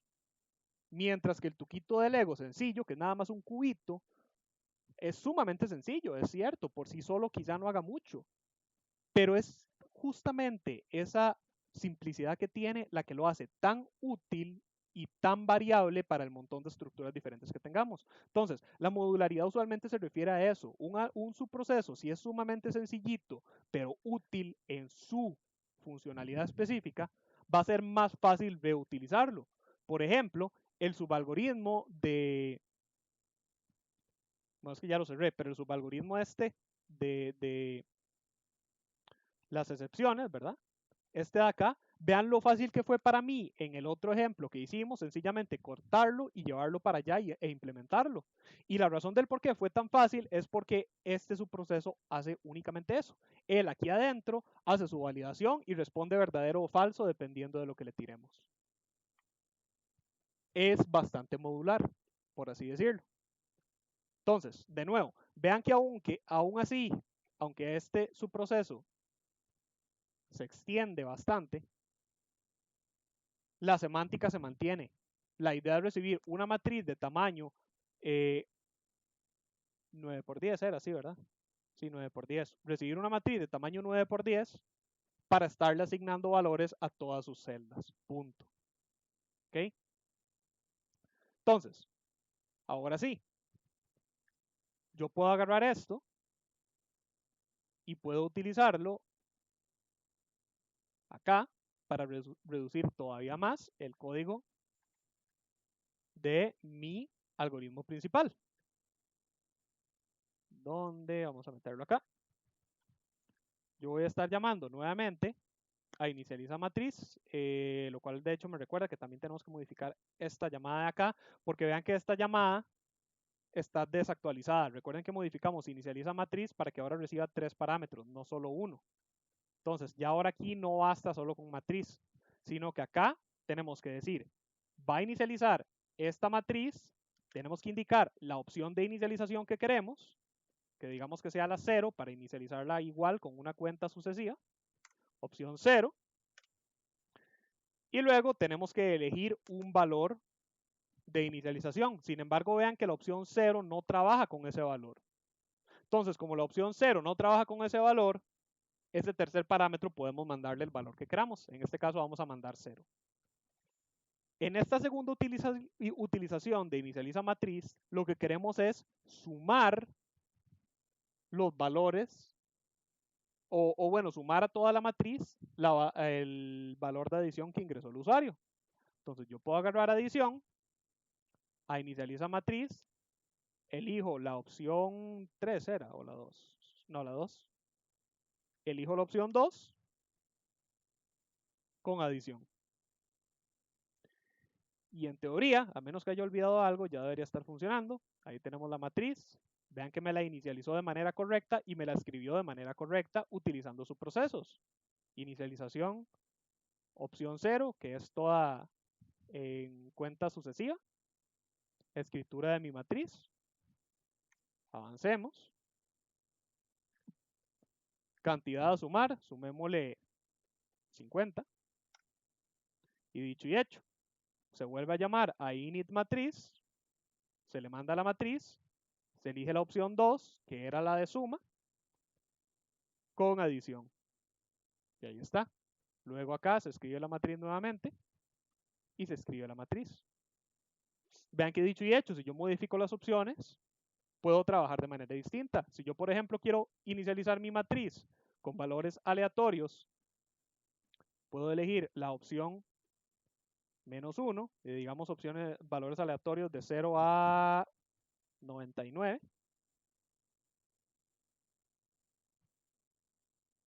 O digamos de 0 a 100, entonces echémosle 101. Y ahí está, mi matriz, toda con valores aleatorios y luego la suma. Si en vez de hacer una suma de adición, yo lo que quisiera es más bien pasarle por encima, digamos, yo podría tirar adición y elijo la opción 1, creo que era, ¿verdad? La que pasaba por encima. Y ahí está, sí, le pasó toda por encima. O alternativamente puedo elegir la opción 3 para multiplicar. Solamente que ahí se me volvió loca porque es una multiplicación demasiado grande. Entonces, cambiemos adición, nada más. Porque ahora estamos multiplicando adición. Entonces, pongamos 2, multiplicar por 2. Entonces ahí están todos los valores multiplicados por 2. O podríamos dividirlos más bien entre 2. Solamente que de nuevo ahí se me descuadró la matriz, porque van a haber algunos valores decimales demasiado largos. Y recuerden que la escritura, recuerden que acá la matriz, hay celdas que no me las estoy imprimiendo, porque recuerden que la impresión la tenemos acá, ¿verdad? Solamente con 3 cantidades diferentes. Sin embargo, vean que precisamente, inclusive yo acá con esto podría demostrar la facilidad del uso de sus procesos, en el sentido de que si yo quisiera meter un par de casos más a ese según para que me trabaje con casos más largos, si yo quisiera hacerlo originalmente, yo tendría que ir modificando todas mis impresiones, pero yo puedo ahora venir aquí abajo y sencillamente modificar esta. Digamos, metamos un caso 4 y un caso 5, a ver si de casualidad ya abarcamos todo.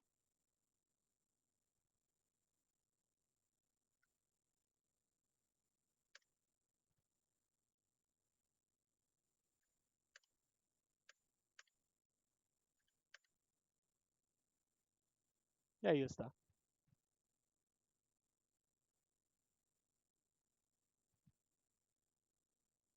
El código es más ordenado, es más compacto, es más fácil de mantener. Vean que el mismo algoritmo, muchísimo más resumido en el algoritmo principal. Podríamos leerlo acá directamente y se entiende.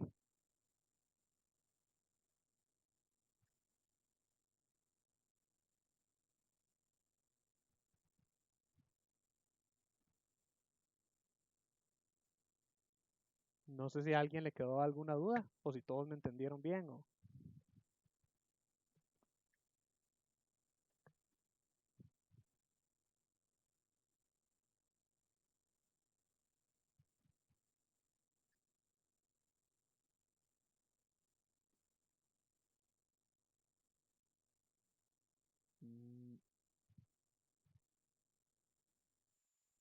Ok.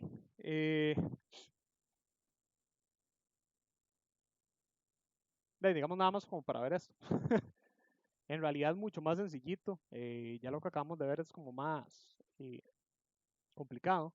Pero estos dos algoritmos lo que son una modificación también para el uso de sus procesos. Entonces, este era el algoritmo original de factorial que creo que sí lo vimos este cuatrimestre, pero no recuerdo muy bien.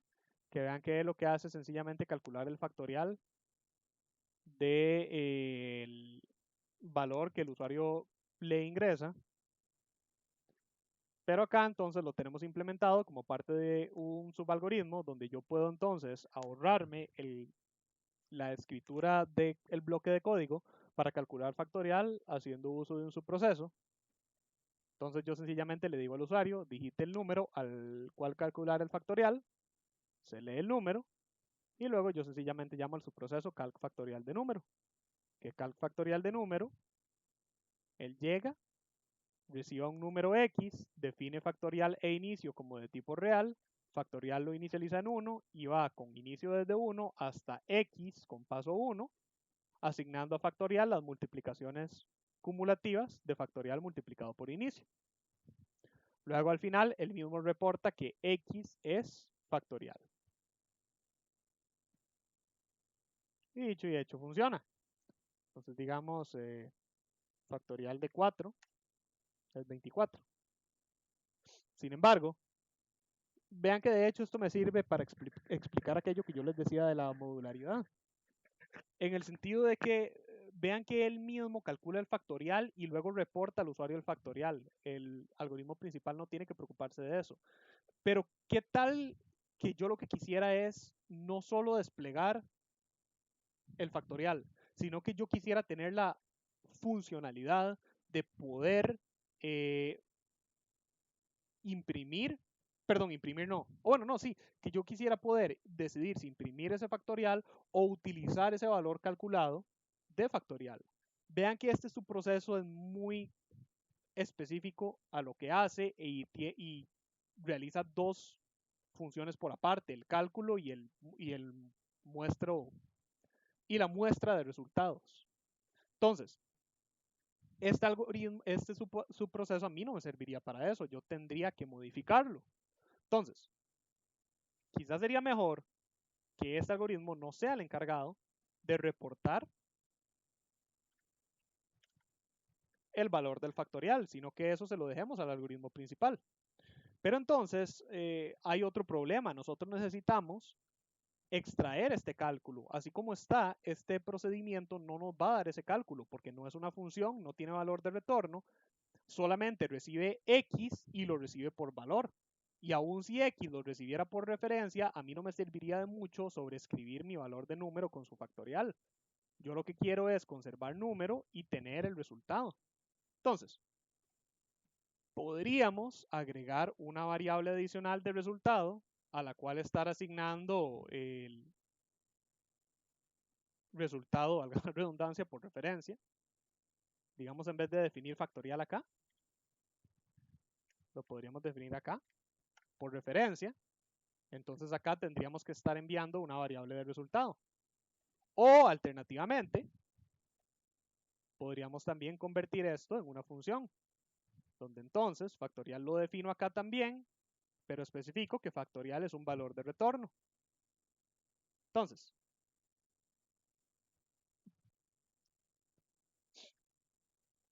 vean que el subproceso sigue siendo casi que igual, solo que ya no reporta al final, sino que calcula el factorial sobre factorial y al puro final lo devuelve como un valor de retorno. Luego acá la otra diferencia es que calc factorial yo no lo puedo dejar aquí solito porque al ser una función tiene que ser parte de una expresión. Entonces, yo podría hacer algo como esto. Y alternativamente, si quisiera, también digamos podría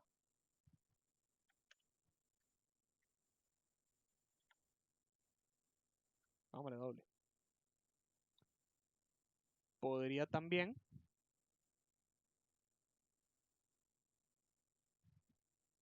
no, resultado.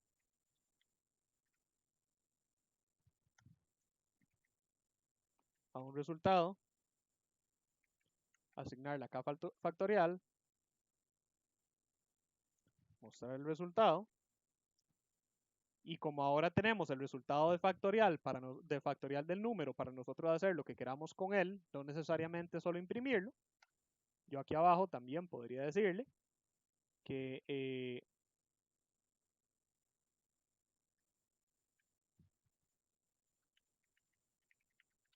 el doble del factorial es el resultado multiplicado por 2. Ahí está. Vean que en esencia también, si hubiéramos querido, nos hubiéramos podido ahorrar el uso del resultado y sencillamente mostrar siempre el cálculo de factorial. Esto funciona, ¿verdad? Aquí lo tenemos. Pero si queremos ser muy quisquillosos con la eficiencia del subalgoritmo, perdón, del algoritmo en general, como vimos, igual no se ve diferencia entre una y la otra porque el algoritmo es muy chiquitito. Pero vean que al yo utilizar esta variable para obtener el resultado, yo solamente estoy ejecutando este subproceso una vez. Eso quiere decir que estoy obteniendo el resultado, lo guardo en memoria y aquí sencillamente muestro el resultado y luego duplico el resultado. Mientras que si yo lo hubiera trabajado de esta otra forma, para cada una de las impresiones yo tendría que estar volviendo a calcular el factorial. Entonces, de nuevo, en PSINT no lo vamos a notar porque es un algoritmo muy chiquitito y se va a ejecutar súper rápido, pero pequeños detalles ahí que ustedes pueden ir considerando para en algún futuro sí necesitaran optimizar algún algoritmo más grande. ¿Okay?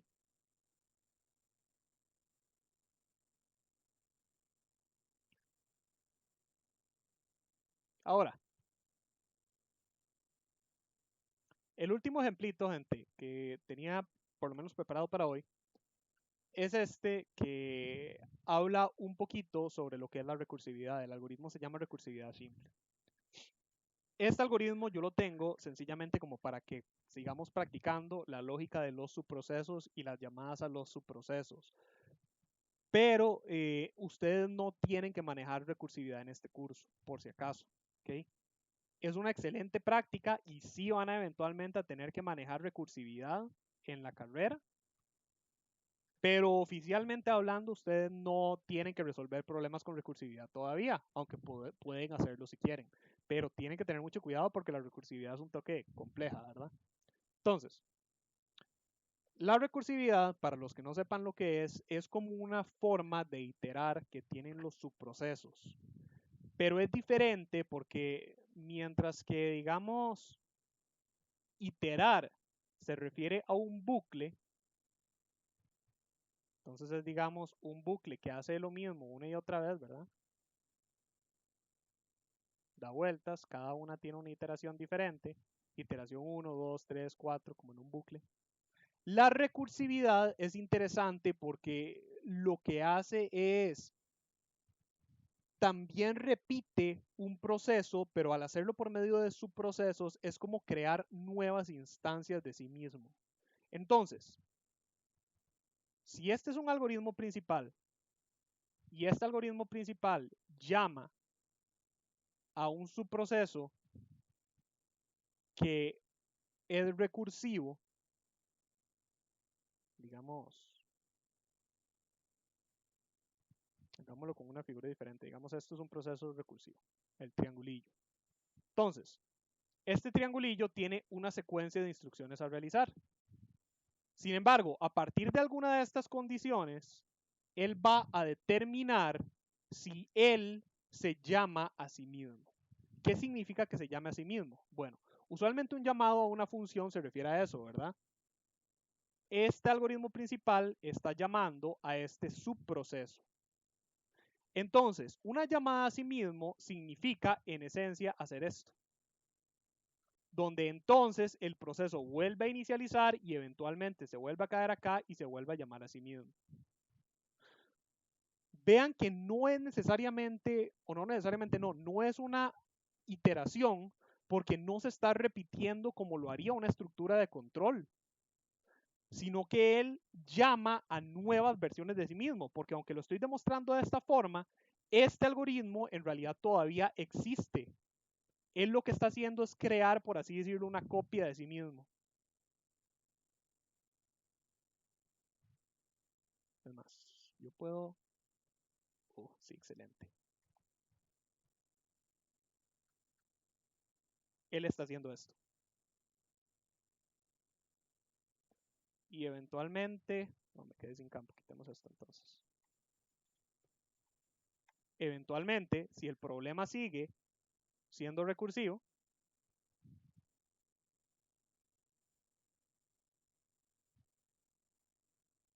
no.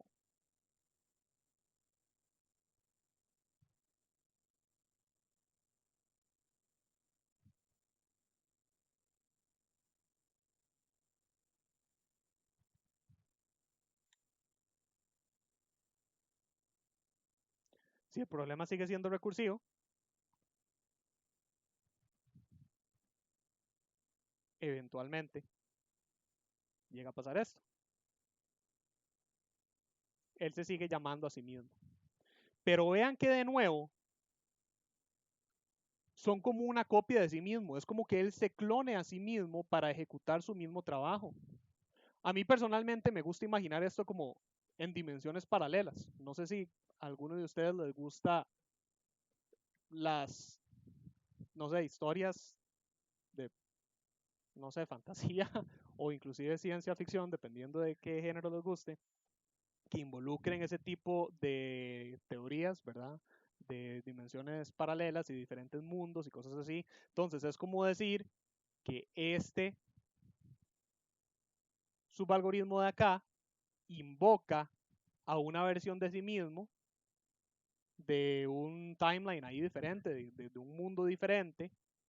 Este comienza a realizar sus procesos exactamente igual a como lo haría el anterior, pero en una iteración, recursión diferente, porque no es iteración, en una recursión diferente.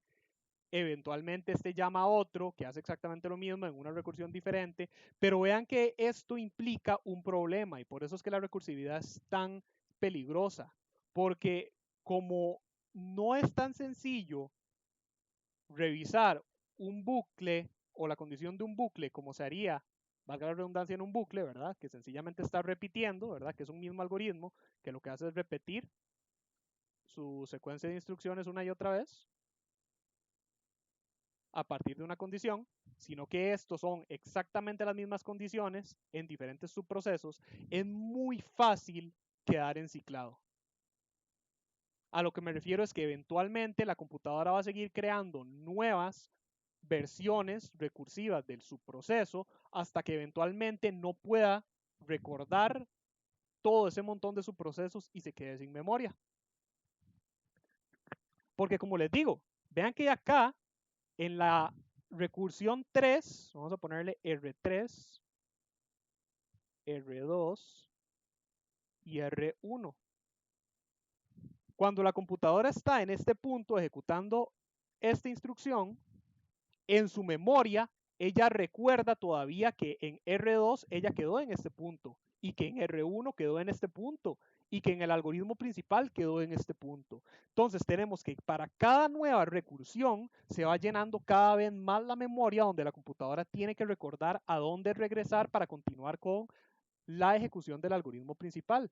Eso quiere decir que siempre que se va a trabajar con recursividad, gente, ustedes tienen que en esta condición incluir una excepción que pueda ser modificada. Entonces, un ejemplo de esto es un conteo, como si lo quisiéramos hacer como en un bucle, que queramos alcanzar un valor de 10. Entonces, digamos que cada uno de los R's recibe una variable, o no recibe, sino más bien, no, sí, recibe una variable que le va a estar asignando su identificación. Entonces, digamos que el algoritmo principal llama a la primera versión del algoritmo recursivo indicándole, hey, usted es mi iteración, mi llamada cero, usted es mi primer cero, perdón, mi primer llamada. Entonces, R1 a ese 0 le suma 1 para entender que él es R1, y cuando llama aquí a una nueva versión de sí mismo, como él espera un parámetro, ¿verdad? Siendo este 0, él envía como parámetro su identificación. Entonces usted le dice, usted es mi hijo y yo soy R1. Entonces, este algoritmo le suma 1 al R1 de R1 para obtener R2. Este otro entonces le envía a este también el 1, perdón, le envía su identificación. Entonces digamos que la recibe acá como 2, le suma 1 y obtiene R3. Por si acaso, gente, la recursividad no siempre trabaja así, ¿verdad? No es que ustedes tienen que, para trabajar recursivamente, utilizar una identificación. Les estoy dando un ejemplo. A lo que yo me refiero es que para trabajar de manera correcta con recursividad, ustedes tienen que incluir, generalmente entre los parámetros, aunque no siempre, algún tipo de lógica que pueda modificar los valores dentro de cada una de las recursiones del subalgoritmo para que eventualmente la condición no se cumpla. Entonces digamos que la condición a evaluar sea que R tiene que ser menor a 3. Entonces, aquí arriba, R es menor a 3 porque R es 1. Acá, R todavía es menor a 3 porque R es 2. Pero aquí, como a este 2 se le sumó 1, eventualmente R ya no es menor a 2. Perdón, no es menor a 3. Por lo tanto, como no se cumple la condición, esta versión recursiva del algoritmo no llama a otra recursión de sí mismo, sino que lo que hace es acabar su ejecución. Como esta acaba su ejecución, una vez que finaliza, devuelve el control al segundo algoritmo recursivo, es decir, a su padre. Este entonces termina su ejecución y una vez que finaliza, devuelve el control a su padre. Este finaliza y devuelve el control a su padre, que era el algoritmo principal. Entonces, vean que funciona muy similar a una iteración, pero no es una iteración. La recursividad es diferente. La recursividad lo que hace es llamarse a sí mismo, crear, por así decirlo, copias de sí mismo que trabajan de manera recursiva, haciendo casi que lo mismo. ¿Okay? Hay muchos, gente, algoritmos recursivos, por si acaso les interesara estudiarlo luego por su cuenta, como por ejemplo Fibonacci. La exponenciación también puede mostrarse de manera recursiva o inclusive el factorial. Este algoritmo mío factorial no es recursivo, pero idealmente se puede hacer de manera recursiva. Entonces, este es un ejemplito sencillo de recursividad que trabaja de manera similar a esta explicación que yo les acabo de dar. Vean que originalmente tenemos al algoritmo principal, que el algoritmo principal define i como entero y a i le asigna un valor de 0 inicial. Luego llama a un subproceso ejemplo y le tira i. Vean que después de esta llamada a ejemplo, el algoritmo principal escribe, yo soy el algoritmo principal, mi valor es i. I debería ser 0, a menos que esta i se pase por referencia, pero no se pasa por referencia, se pasa por valor. Entonces, i en el algoritmo principal debería ser 0. Pero bueno, tenemos entonces que a ejemplo yo le tiro 0. Caemos en ejemplo y vean que ejemplo lo primero que hace es agarrar esa i y sumarle 1. Este entonces va a ser la recursión R1. Pero vean que no hay más subprocesos. Solamente tenemos al algoritmo principal y al subalgoritmo ejemplo. Entonces, vean que R1 lo que hace es pasar a analizar su valor de i y determina si i es menor o igual a 10, es decir, mientras que mi i no sea menor a 10, entonces yo escribo mi i y luego me llamo a mí mismo, es decir, hago una recursión sobre mí mismo con este valor actual de i. Recuerden que el valor principal, el primer valor que este ejemplo recibió de i era 0, el cual incrementó a 1, lo cual quiere decir que para esta recursión, cuando yo le tiro i con valor de 1, ese 1 a la segunda recursión se le va a sumar 1 y su i se va a convertir en 2. Por lo tanto, la segunda recursión va a ser R2 o I2, utilizando i. Entonces, vamos a analizar i nuevamente. I sigue siendo menor que 10, por lo tanto, escribo mi valor de i siendo 2, le mando i al subalgoritmo, perdón, a una nueva recursión, y esa recursión incrementa i. Y así vamos, y así vamos, y así vamos. Vean que eventualmente va a llegar a ocurrir que vamos a alcanzar una i mayor a 10, ¿verdad? Porque vean que cuando i es 10, todavía es menor o igual. Entonces, eventualmente i va a ser 11, es decir, vamos a tener un subalgoritmo de valor 11. Cuando eso ocurra, vean que i no va a cumplir esto. Por lo tanto, en vez de escribir su valor 11, ese subalgoritmo lo que va a hacer es escribir cerrando. Y vean que como no se cumplió la condición, no hay una nueva llamada recursiva, sino que saltamos aquí a cerrando y luego escribimos en pantalla: yo soy el subproceso de valor 11.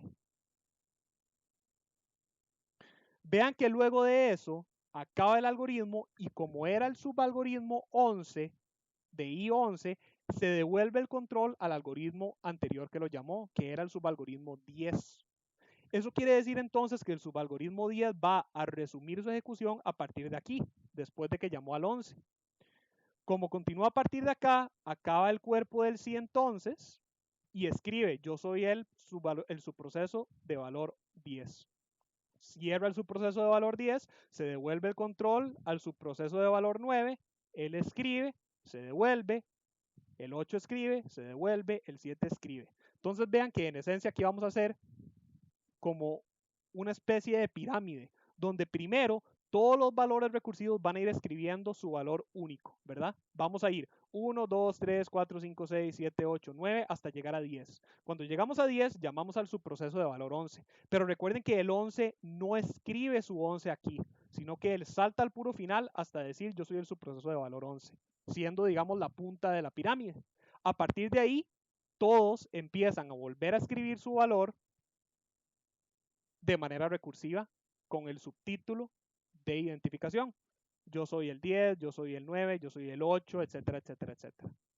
Hasta que eventualmente regresemos al subproceso 1, él diga que él es el 1, acabe, devuelva el control al algoritmo principal, y el algoritmo principal dice: yo soy el algoritmo principal, mi valor es 1. Dicho y hecho, vean que yo lo ejecuto y sucede tal y como yo les digo. 1, 2, 3, 4, 5, 6, 7, 8, 9, 10 para todos los subprocesos recursivos que cumplen la condición. Eventualmente llegamos al subproceso 11 que no cumple la condición. Como llegamos al subproceso 11 y no cumple, él escribe cerrando y luego llega y dice: yo soy el subproceso de valor 11. Acá lo tenemos. A partir de ahí se empieza a devolver el control de manera inversa a todos los otros padres: 10, 9, 8, 7, 6, 5, 4, 3, 2, 1, y eventualmente se devuelve el control al algoritmo principal, que continúa a partir de acá y lo que hace es imprimir. Si quisieran verlo de una manera un poco más gráfica, podemos hacerlo paso a paso. Vean la ejecución. Vean ahí donde va la ejecución. Voy a subirle un poco la velocidad. Vean que ya estamos en la primera recursión. Vean ahí donde va imprimiendo cada uno con cada recursión. Tercera recursión, llama a la cuarta recursión, llama a la quinta recursión. Voy a subir un poco más la velocidad. Vean ahí donde van todas las recursiones. Estamos a punto de llegar a la 11 y cierra, y ahora sí se va devolviendo el control a cada una de las diferentes recursiones padre, cada una de la recursión subsiguiente, hasta que eventualmente nos devolvemos al algoritmo principal y cerramos. ¿Ok? Eso es un ejemplo de recursividad simple. No sé si alguno tiene alguna duda.